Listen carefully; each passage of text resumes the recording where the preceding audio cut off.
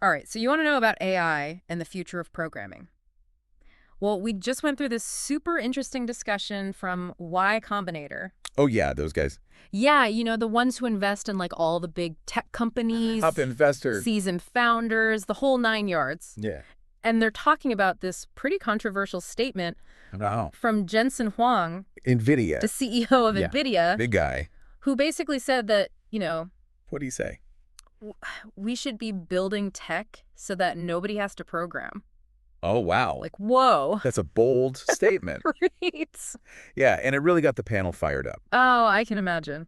What I think is really interesting here is how it makes us think about what coding is going to be like in the future. Yeah. Is it like a skill that's going to become obsolete? Or is there something about knowing how to program that will always be valuable? Even in a world with AI. Even with all this AI stuff, yeah. Exactly. Yeah. And that's what this whole deep dive is about. We're going to unpack all those arguments Yes. and see what you can take away from it all. I like it. So is learning to code still worth it? Yeah. Will AI, replace programmers entirely? Big questions. Let's find out. All right, let's do it. One of the things that really stuck out to me was how fast AI is progressing when it comes to coding.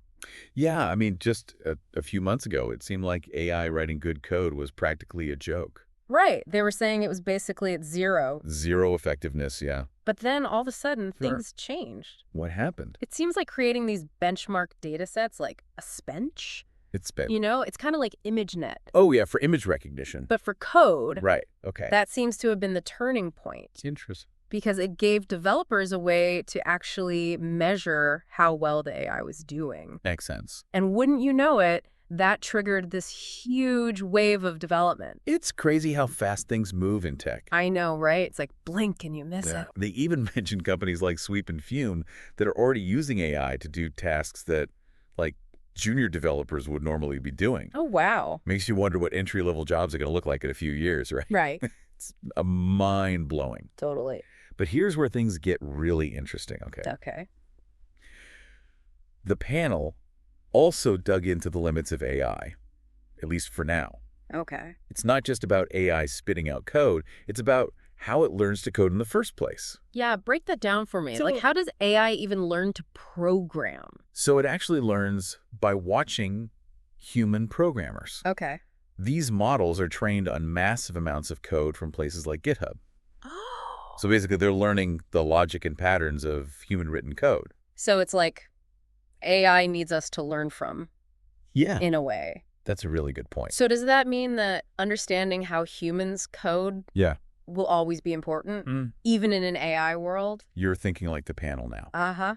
It's a really interesting question. Does understanding human code become even more important when AI is writing so much of it? Wow. Yeah. Will we need programmers not just to write code, Oh, interesting. but to teach AI how to write better code? Wow. It's a fascinating question. Yeah, that is a good question. Then they started talking about this idea of messy reality. Oh, yeah. One of the panelists, Diana, made this great analogy about how good AI is in the design world, Okay. but how much it struggles when it comes to the real world, Interesting. which is unpredictable, right? Right. Her point was that AI does really well in controlled environments, Makes sense. where everything's neat and tidy, like a simulation. Right, right. But the real world throws you curveballs. Yeah. Messy data, things you don't expect, stuff that you can't always predict. Right. It's unpredictable. Yeah.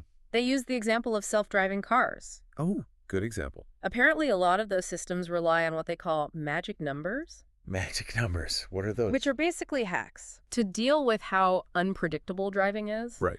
Like, a car can't always perfectly guess what a pedestrian or another driver is going to do. Makes sense. So they need these workarounds. Yeah. And that same idea applies to startups Okay. that are trying to solve real-world problems. Of course. AI can be a really amazing tool, Oh, yeah. but it can't replace human ingenuity and problem-solving skills.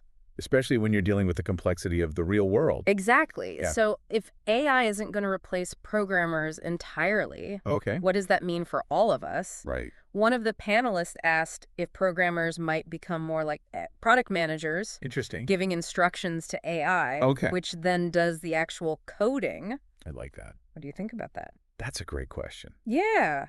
And it led to this whole debate about what programming really is. Yeah. Is it just about like implementing stuff? Right. Or is there a creative side to it? Right. A thought process that happens while you're coding, you know? Yeah. They even brought up Paul Graham Oh, yeah. and his whole philosophy about writing is thinking, Right. suggesting that the process of actually writing code helps us refine our ideas Yeah. and come up with more innovative solutions. Okay. It's a pretty thought-provoking idea. Yeah. If that's true, then maybe real innovation in software will always need humans to be involved. To be hands-on with the code. Yeah, even if AI can handle some of the more routine stuff, Right. makes you think. Yeah. Then they went down this like rabbit hole Uh-huh. about whether AI could lead to billion-dollar companies with super small teams, Oh, interesting. unicorns with like 10 employees. They mention WhatsApp and Instagram, but... But those are kind of outliers. Right, right. Even though tech has made starting a company way easier, Yeah. we haven't really seen a trend of successful companies with super small teams. Yeah, that's true.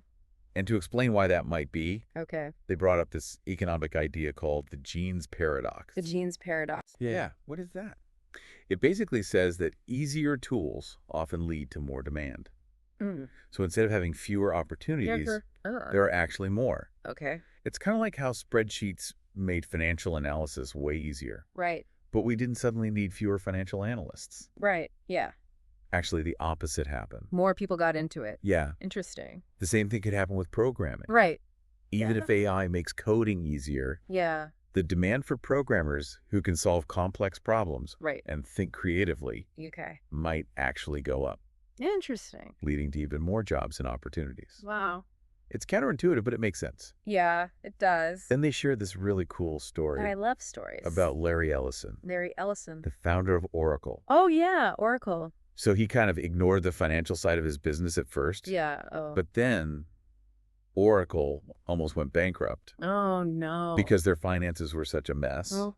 And that forced Ellison to learn about finance. Yeah. And he basically approached it like a programming problem. Really? Yeah, he was like, I'm going to treat this like code and optimize the heck out of it. Uh-huh. And you know what? What? It worked. No He way. mastered finance Oh. by applying this engineering mindset. That's really cool. Yeah, it's a great takeaway for all of us. Great. Even if we're not like coding whizzes, Exactly. you can apply that analytical, problem-solving approach to all sorts of problems. Not just technical ones. Exactly. Yeah. And to kind of bring it all back around, Okay. the panel talked about how AI could actually free us from those really boring, repetitive tasks. Like, finally. I know, right? That sounds amazing. They even made this funny Rick and Morty reference. I love Rick and Morty. The butter passing robot, remember that? Oh, yeah. Uh-huh.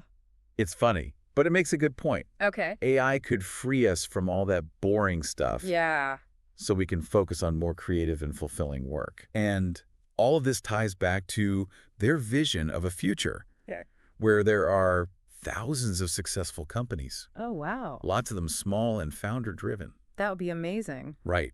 If AI can handle the boring stuff, Yeah. it could really empower a new generation of entrepreneurs. It's really exciting to think about. It is. It really is. But it also brings up this big question. What's that? Should you still learn to code in this crazy new world of AI? That's the million-dollar question. What do you think? Well, our deep dive says, yeah, you should. Still learn to code, Yeah, learn to code. even with AI doing so much of it. Yeah, actually, it might even make you a better thinker. Oh, interesting. And the demand for programmers, especially the creative ones, it's Okay. probably going to go up. So it's not like learn to code or get left behind. It's more like learn to code and get ahead. That's a good way to put it. Okay. AI is a really powerful tool, but it's not going to replace us. Right. It's going to help us, enhance what we can already do. So we can do even more. Exactly. Think of it this way. Okay. Coding could be like the new literacy, Whoa. a fundamental skill that lets you understand and actually shape the digital world. I like that, coding as the new literacy. Yeah. It's like in the past, if you couldn't read or write, you were at a disadvantage. Right. Now maybe it's the same with code. It's a good analogy. So AI might take care of like the basic stuff. The boring stuff. But the really cool, innovative stuff will still need us. Exactly. Human brains. Human creativity, yeah. Okay, so anyone listening who's like, oh, AI is here now, I guess I don't need to learn to code. This deep dive is basically saying, think again. Yeah, basically. Even if you don't want to be a, software developer. Right. Just knowing the basics of coding Yeah. can give you a leg up in almost any field. It's like that Larry Ellison story, remember? Oh, yeah. Good point. He learned to think like a programmer, and it made him a better business leader. Yeah, who knows what learning to code could do for you. Open up all kinds of doors. Exactly. The ability to break down complex problems. Okay. Approach Yeah. them logically. Yeah. Find creative solutions. Right. That's super valuable no matter what you do. This whole thing makes me think about something else the panel was really excited about. What's that? The idea that AI could lead to a way more diverse and vibrant startup scene. Oh, yeah, they were really into that. Like tons of companies. Thousands of them. Wow. Many of them small and founder-driven. It's a very different picture from what we see now with these massive tech giants everywhere. Right, instead of a few huge companies controlling everything, we could have this awesome ecosystem Okay. of smaller companies, Right. each with their own special thing. And passionate founders leading them. Yeah, AI can help make that happen. By making it easier for people to start companies. Exactly. Lower the barrier to entry. More people can bring their ideas to life. More innovation, more progress. That's so cool. I know, right? But here's the thing. If it becomes easier for anyone to start a company, Yeah. what's going to separate the good ones from the rest? That is the question, isn't it? Yeah. And it leads us to something pretty thought-provoking for our listeners to think about. So it's like almost everyone will know the basics. Yeah, like coding will be as common as knowing how to use a computer. Exactly. So what's going to make someone stand out then? Well, it's not just going to be about those soft skills. Right. Though those are still important. Of course. It's going to be more about your vision. Like, can you see the big picture? So not just knowing how to code, Yeah. but knowing what to code. That's it. Like what problems are worth solving. Exactly. Discernment, Okay. taste, Yeah. having a unique perspective. This makes me think about all those Uber for X companies from a few years ago. Yeah. They all had the tech part down But a lot of them failed. because they were solving problems that didn't really exist. Or they weren't offering anything really new. Right. It was just the same thing, but with a different coat of paint. Exactly. So AI might be able to write the code, Sure. but it can't tell you what people actually want.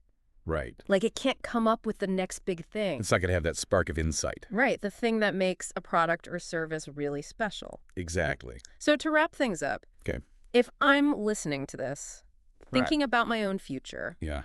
what's the big takeaway here?